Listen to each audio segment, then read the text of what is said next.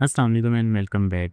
आज का हमारा टॉपिक बहुत इंपॉर्टेंट है क्योंकि हम इसमें एक वेबसाइट के इंपॉर्टेंट फैक्टर के ऊपर बात करते हैं विच इज़ HTTP/1.1 और इसमें हम कवर करेंगे headers, methods, status code and keep alive. ये टॉपिक एप्लीकेशन सिक्योरिटी की फाउंडेशन है। जब भी हम किसी वेबसाइट पे हैक कर रहे होते हैं या टेस्टिंग कर रहे होते हैं तो हम बर्ड सूट को यूज़ करते हैं, तो हमें हर जगह पे HTTP ही मिलता है। इसलिए अगर ये टॉपिक हमारा सॉलिड नहीं होगा तो हमें आगे चीज़ें समझ नहीं आएंगी। तो चलते हैं आज की वीडियो में। सबसे पहले हमारे पास है HTTP। हम जानेंगे कि HTTP क्या होता है। HTTP का फुल नेम होता है हाइपर टेक्स्ट ट्रांसफ़र प्रोटोकॉल। ये एक एप्लीकेशन लेयर प्रोटोकॉल है, यानी OSI में लेयर 7 पर काम करती है। जब भी तुम ब्राउज़र में कोई वेबसाइट ओपन करते हो तो तुम्हारा ब्राउज़र और वेब सर्वर HTTP के थ्रू बात करता है। ब्राउज़र एक रिक्वेस्ट भेजता है और सर्वर उसका रिस्पॉन्स देता है, और ये टॉपिक इतना ही सिंपल है। HTTP एक रिस्पॉन्स मॉडल पे काम करता है। क्लाइंट रिक्वेस्ट करता है, सर्वर रिस्पॉन्ड करता है। हर रिक्वेस्ट इंडिपेंडेंट होती है। सर्वर को याद नहीं रहता कि तुमने क्या रिक्वेस्ट की थी।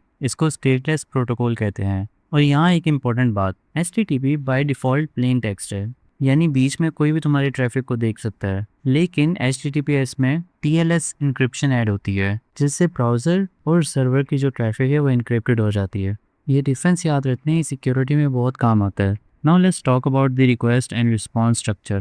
एक HTTPS रिक्वेस्ट का स्ट्रक्चर समझते हैं।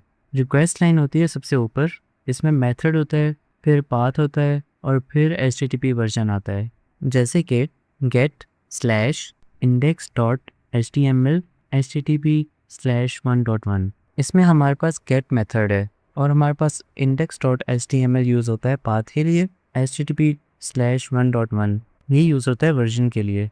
उसके बाद हमारे पास होता है हेडर। हेडर्स की वैल्यू पेयर्स होते हैं जो रिक्वेस्ट के बारे में एक्स्ट्रा इन्फॉर्मेशन देते हैं। फॉर एग्जांपल, होस्ट कोई भी वेबसाइट हो सकती है, यूज़र एजेंट कोई भी ब्राउज़र हो सकता है जैसे मोज़िला या क्रोम, और एक्सेप्ट यानी कि टेक्स्ट या फिर हम HTML किस चीज़ को एक्सेप्ट कर रहे हैं। इसके बाद हमारे पास एक ब्लैंक लाइन होती है और उसके बाद एक ऑप्शनल बॉडी। अच्छा, एक और चीज़ समझने वाली है, गेट रिक्वेस्ट में बॉडी नहीं होती लेकिन पोस्ट रिक्वेस्ट में बॉडी होती है। ठीक है। रिस्पॉन्स का स्ट्रक्चर आप समझते हैं, वो भी सिंपल होता है और सिमिलर होता है। पहले स्टेटस लाइन होती है जिसमें HTTP version, status code and status message होता है, जैसे कि HTTP/1.1 200 ओके।